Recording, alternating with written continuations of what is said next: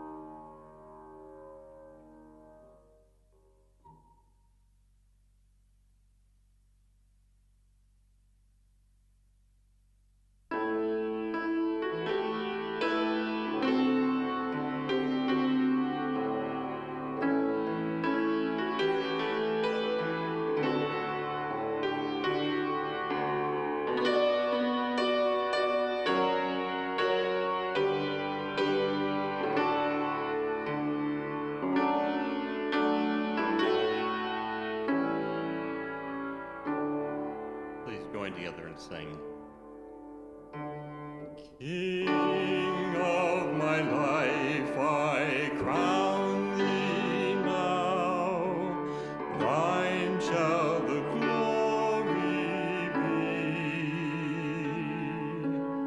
Lest I forget thine corn-crowned brow, lead me to Calvary. Lest I forget Gethsemane, lest I forget thine agony, lest I forget thy love for me, lead me to Calvary. Show me the tomb where thou wast laid, tenderly mourned and wept. Angels in robes of light arrayed guarded thee whilst thou slept. Lest I forget Gethsemane, lest I forget thine agony, lest I forget thine love for me, lead me to Calvary. Let me, like Mary, through the gloom, come with a gift to thee. Show to me now the empty tomb, lead me to Calvary. Lest I forget Gethsemane, lest I forget thine agony, lest I forget thy love for me, lead me to Calvary.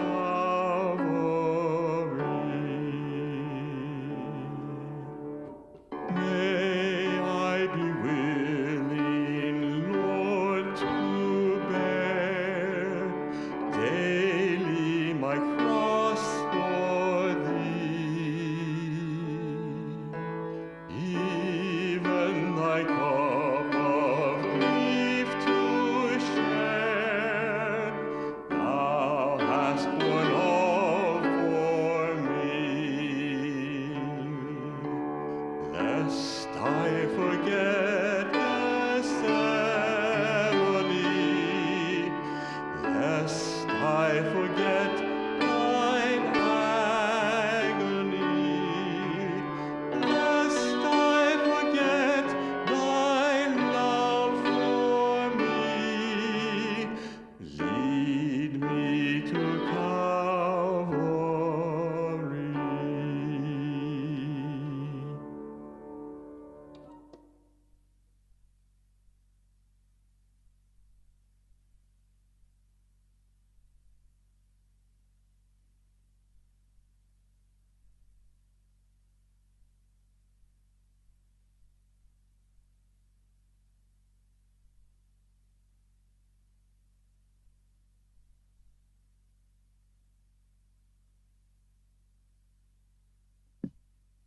A reading from Matthew.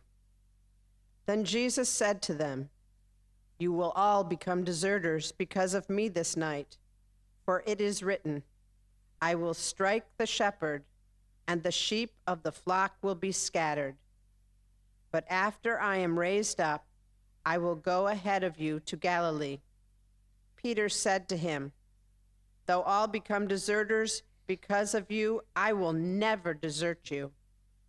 Jesus said to him, Truly, I tell you, this very night, before the rooster crows, you will deny me 3 times. Peter said to him, even though I must die with you, I will not deny you. And so said all the disciples.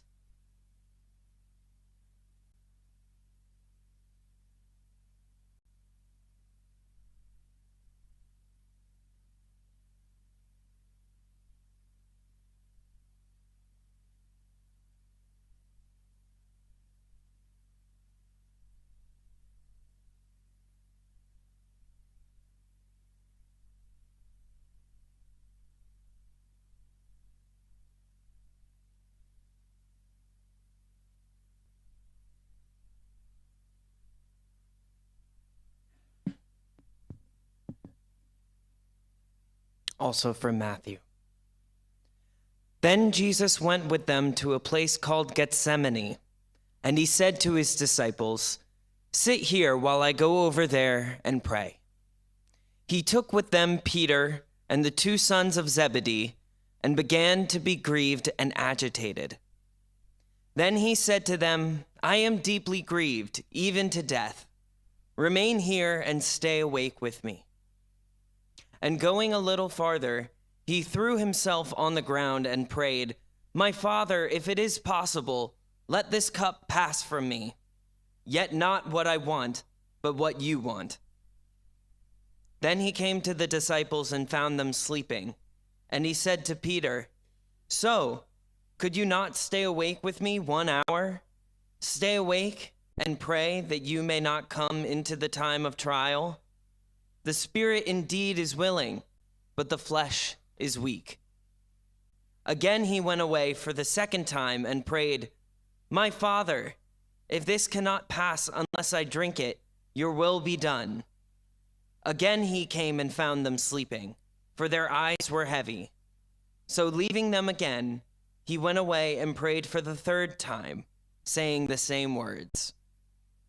Then he came to the disciples and said to them, are you still sleeping and taking your rest? See, the hour is at hand, and the Son of Man is betrayed into the hands of sinners. Get up, let us be going. See, my betrayer is at hand.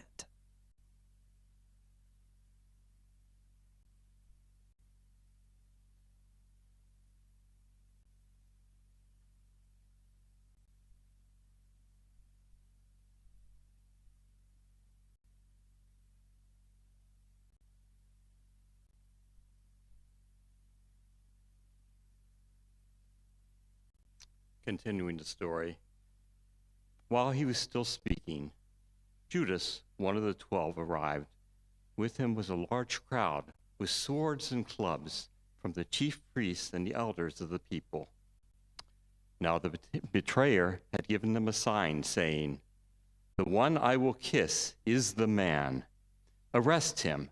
At once he came up to Jesus and said, greetings, Rabbi, and kissed him. Jesus said to him, friend, do what you are here to do. Then they came and laid hands on Jesus and arrested him. Suddenly, one of those with Jesus put his hand on his sword, drew it, and struck the slave of the high priest, cutting off his ear. And then Jesus said to him, put your sword back into its place, for all who take the sword will perish by the sword. Do you think that I cannot appeal to my Father, and he will at once send me more than 12 legions of angels? But how then would the scriptures be fulfilled, which say it must happen this way? At that hour, Jesus said to the crowds, have you come out with swords and clubs to arrest me as though I were a bandit? Day after day I sat in the temple teaching, and you did not arrest me. But all this has taken place so that the scriptures of the prophets may be fulfilled. Then all the disciples deserted him and fled.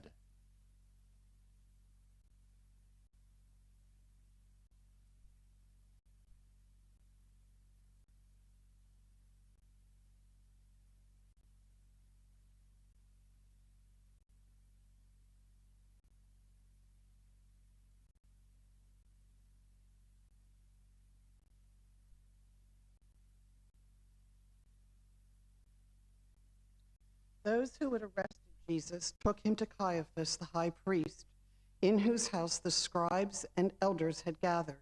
But Peter was following him at a distance as far as the courtyard of the high priest. And going inside, he sat with the guards in order to see how this would end. Now the chief priests and whole council were looking for false testimony against Jesus, so they might put him to death, but they found none, though many false witnesses came forward.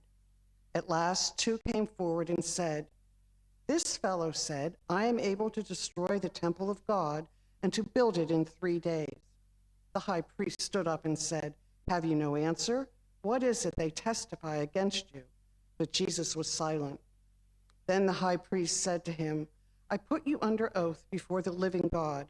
Tell us you are the Messiah, the Son of God." And Jesus said to him, "So you have said so. But I tell you, from now on, you will see the Son of Man seated at the right hand of power and coming on clouds of heaven." Then the high priest tore his clothes and said, "He has blasphemed. Why do we still need witnesses?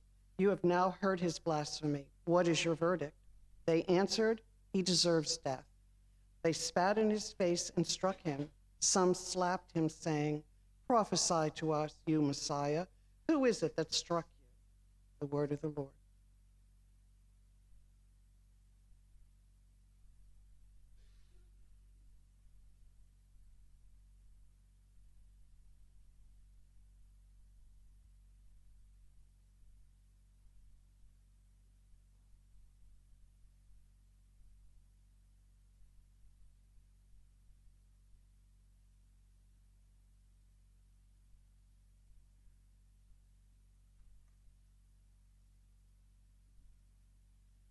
Now Peter was sitting outside in the courtyard. A servant girl came to him and said, You also were with Jesus the Galilean."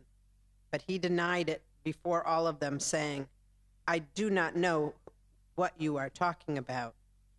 When he went out to the porch, another servant girl saw him, and she said to the bystanders, "This man was with Jesus of Nazareth."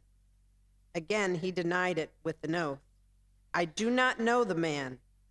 After a little while, the bystanders came up and said to Peter, "Certainly you were also one of them, for your accent betrays you." Then he began to curse, and he swore an oath, "I do not know the man." At that moment, the rooster crowed. Then Peter remembered what Jesus had said, "Before the rooster crows, you will deny me 3 times."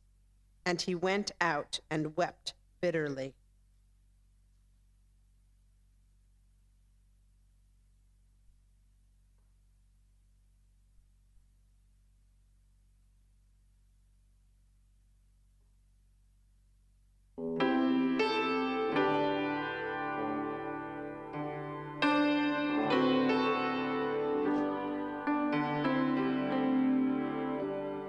I heard a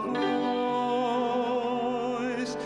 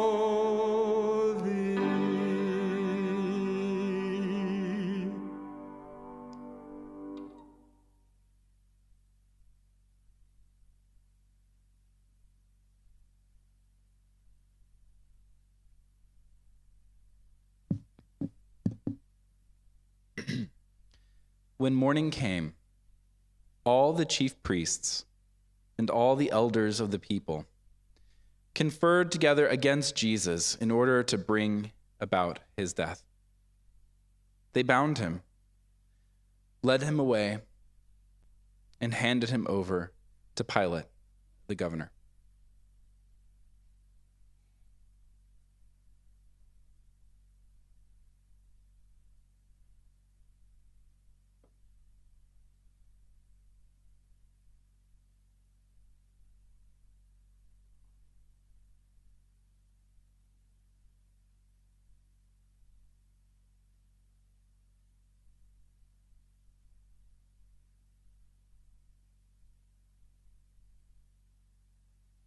When Judas, his betrayer, saw that Jesus was condemned, he repented and brought back the 30 pieces of silver to the chief priests and the elders. He said, "I have sinned by betraying innocent blood." But they said, "What is that to us? See to it yourself." Throwing down the pieces of silver in the temple, he departed, and he went and hanged himself. But the chief priests, taking the pieces of silver, said, "It is not lawful to put them into the treasury, since they are blood money." After conferring together, they used them to buy the potter's field as a place to bury foreigners. For this reason, that field has been called the field of blood to this day. Then was fulfilled what had been spoken through the prophet Jeremiah, and they took the 30 pieces of silver, the price of the one on whom a price had been set, on whom some of the people of Israel had set a price, and they gave them for the potter's field, as the Lord commanded me.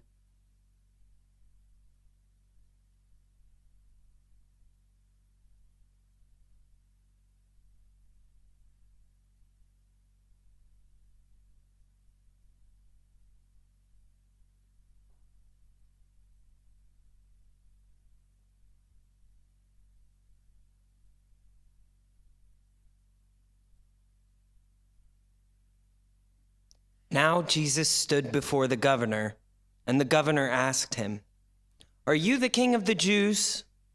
Jesus said, "You say so." But when he was accused by the chief priests and elders, he did not answer. Then Pilate said to him, "Do you not hear how many accusations they make against you?"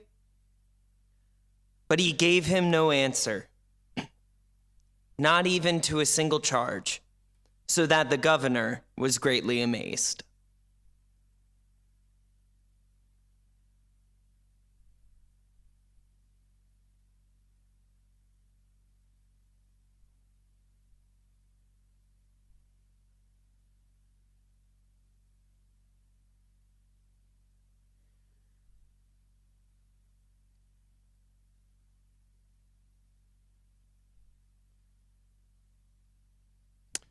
Now at the festival, the governor was accustomed to release a prisoner to the crowd, anyone whom they wanted.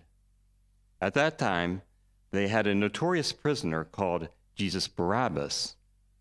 So after they had gathered, Pilate said to them, "Whom do you want me to release for you, Jesus Barabbas or Jesus who is called the Messiah?" He realized that it was out of jealousy that they had handed them over. While he was sitting on the judgment seat, his wife sent word to him, "Have nothing to do with that innocent man, for today I have suffered a great deal because of a dream about him." Now the chief priests and the elders persuaded the crowds to ask for Barabbas and to have Jesus killed. The governor again said to them, "Which of the two do you want me to release for you?" And they said, "Barabbas." Pilate said to them, "Then what should I do with Jesus, who is called the Messiah?" All of them said, "Let him be crucified." Then he asked, "Why? What evil has he done?" But they shouted all the more, "Let him be crucified." So when Pilate saw that he could do nothing, but rather that the riot was beginning, he took some water and washed his hands before the crowd, saying, "I am innocent of this man's blood. See to it yourselves." Then the people as a whole answered, "His blood be on us and on our children." So he released Barabbas for them, and after flogging Jesus, he handed him over to be crucified.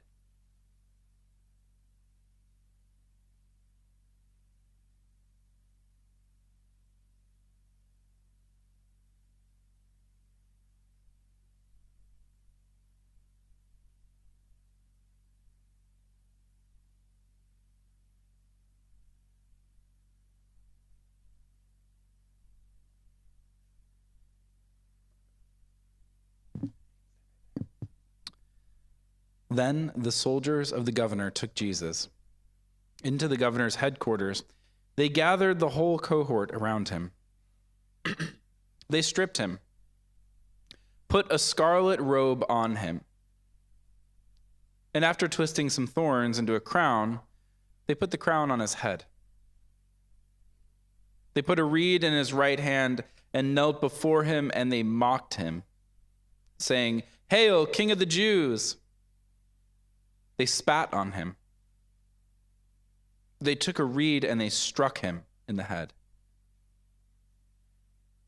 After mocking him, they stripped him of the robe and put his own clothes on him. Then they led him away to be crucified.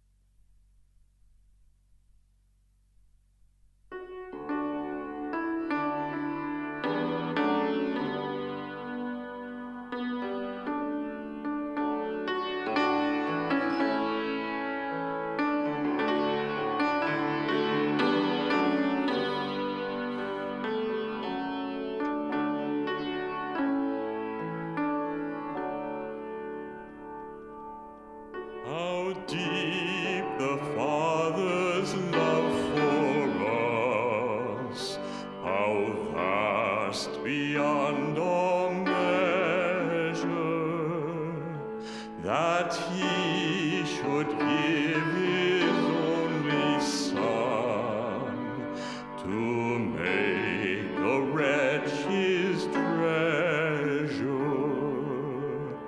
How great the pain of searing loss!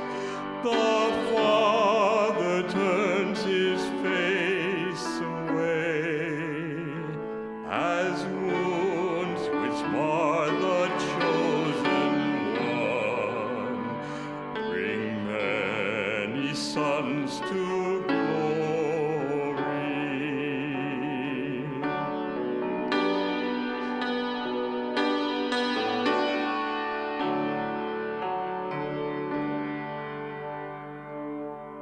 Behold, the man upon the cross, my sin upon his shoulders. Ashamed, I hear my mocking voice call out among the scoffers.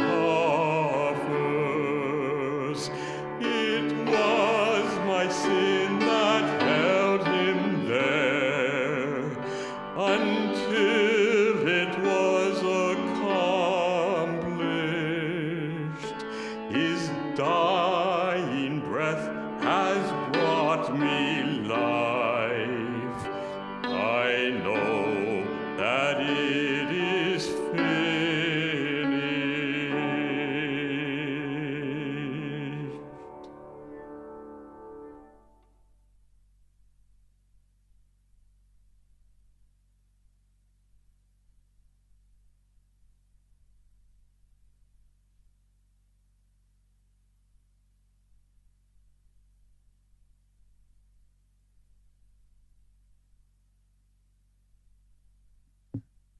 As they went out, they came upon a man from Cyrene named Simon. They compelled this man to carry his cross.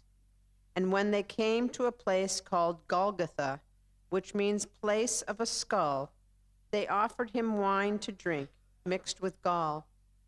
But when he tasted it, he would not drink it. And when they had crucified him, they divided his clothes among themselves by casting lots. Then they sat down there and kept watch over him.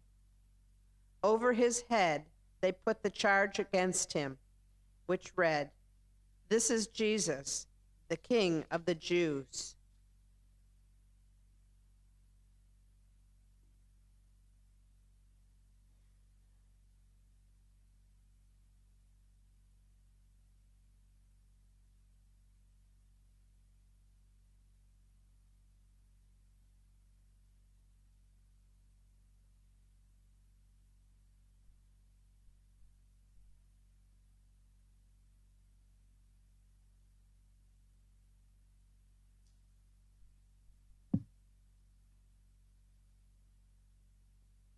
A reading from the prophet Isaiah. Who has believed what we have heard?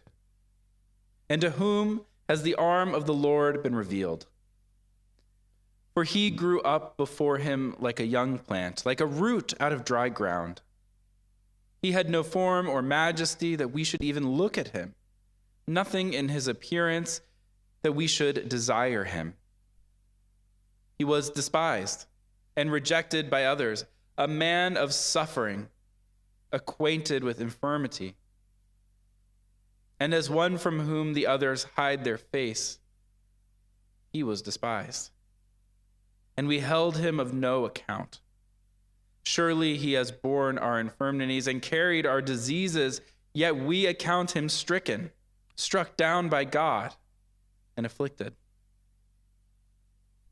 But he was wounded for our transgressions, crushed for our iniquities. Upon him was the punishment that made us whole, and by his bruises we are healed.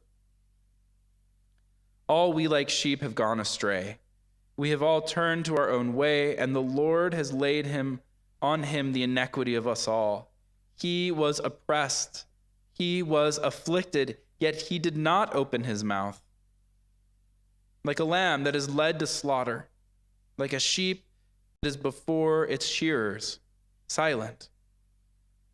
So he did not open his mouth. By a perversion of justice, he was taken away. Who could have imagined his future? For he was cut off from the land of the living, stricken for the transgression of my people.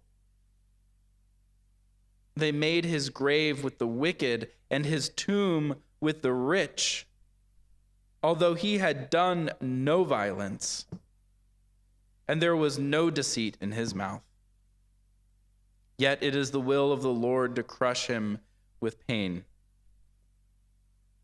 When you make his life an offering for sin, he shall see his offering and shall prolong his days. Through him the will of the Lord shall prosper. Out of his anguish he shall see light. He shall find satisfaction through his knowledge.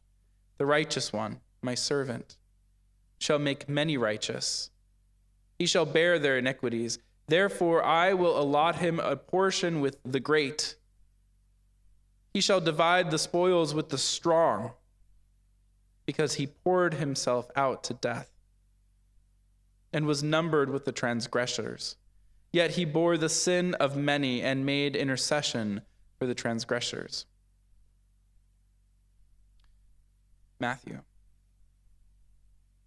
Then 2 bandits were crucified with him, one on his right and one on his left. Those who passed derided him, shaking their heads, saying, "You who would destroy the temple and build it in 3 days, save yourself. If you're the Son of God, come down from the cross." And in the same way, the chief priests also, along with the scribes and the elders, were mocking him, saying, "He saved others. He can't save himself. He is the King of Israel. Let him come down from the cross now, and we'll believe him." He trusts in God. Let God deliver him now, if he wants to. He said, I'm God's son. The bandits who were crucified with him also taunted him the same way. And from noon on, darkness overcame the whole land until 3. And at about 3, Jesus cried with a loud voice, Eli, Eli, lema sabachthani, and that is, my God, why have you forsaken me?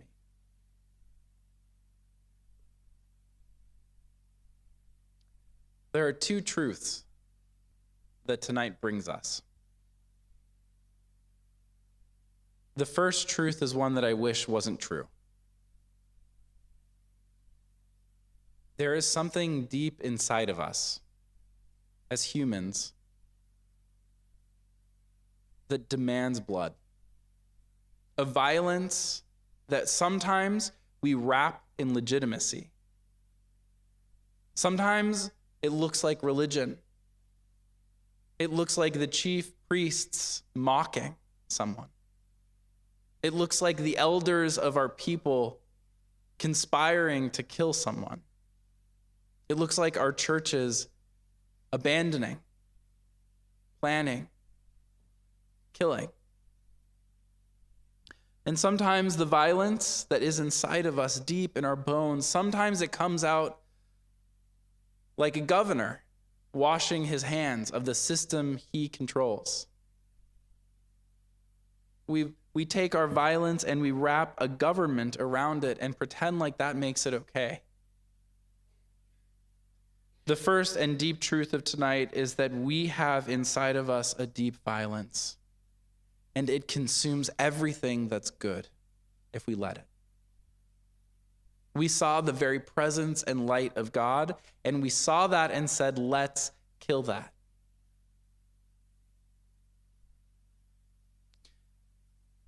It's a truth I wish wasn't true. With every bomb that drops, we continue to live in a world of crosses. With every bullet shot, we continue to justify it with legitimizing words like government and religion and cause and justice, and we continue to consume blood. It's a truth I wish wasn't true. But there's a second truth tonight. Maybe even a deeper and truer truth than our violence. And that is God's love. No matter where we are or what we do, no matter how much we mock and yell and scream, no matter how much we crave blood, God's love doesn't fade for even a moment. Jesus travels with us in the heights of our highs. On the days when we're shouting Hosanna and we're praising and we're dancing and we're feasting, Jesus is there. But Jesus is also present when death is before us. God's love carries us through death too. Jesus dies with us. In the hospital rooms, when we get the phone calls, when the bombs have stopped falling, Jesus is there. The love of God is dying and crying with us in our darkness. On Sunday, we will see that darkness doesn't win, but on Friday, we recognize that darkness still exists today. And no matter how dark it gets, no matter how violent we are, the love of God walks with us, even when we're standing and mocking it.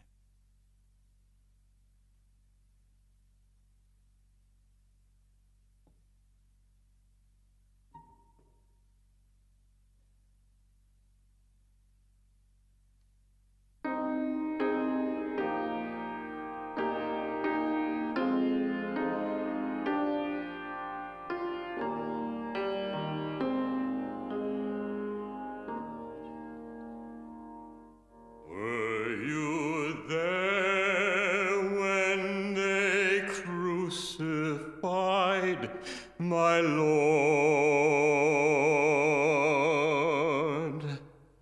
Were you there when they crucified my Lord? Oh,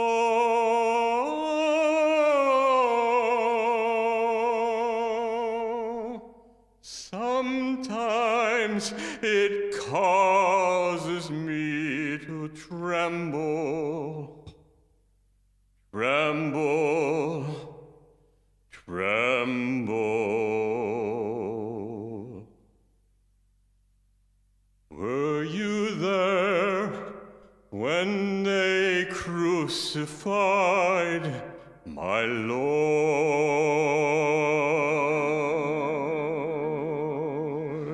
Were you there when they nailed him to that tree?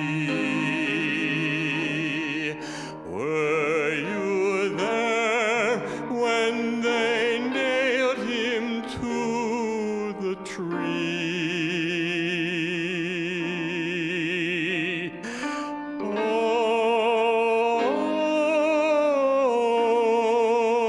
Oh, sometimes it causes me to tremble, tremble, tremble.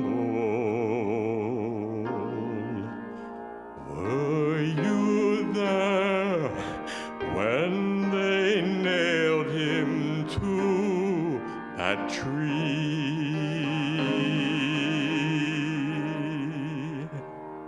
Were you there when they laid him in the tomb?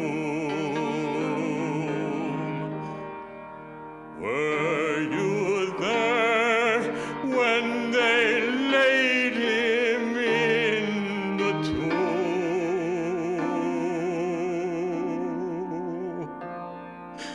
Oh,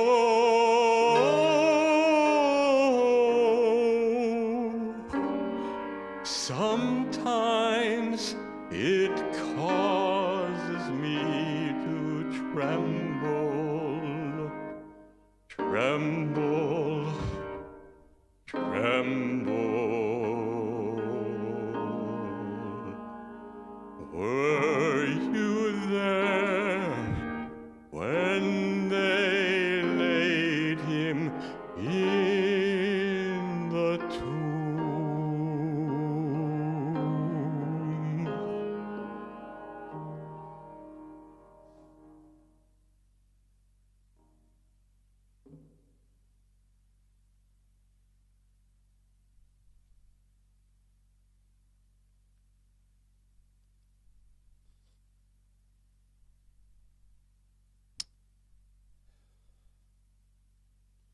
When some of the bystanders heard it, they said, "This man is calling to Elijah." At once, one of them ran and got a sponge, filled it with sour wine, put it on a stick, and gave it to him to drink. But the others said, "Wait, let us see whether Elijah will come and save him." Then Jesus cried out again with a loud voice, and he breathed his last.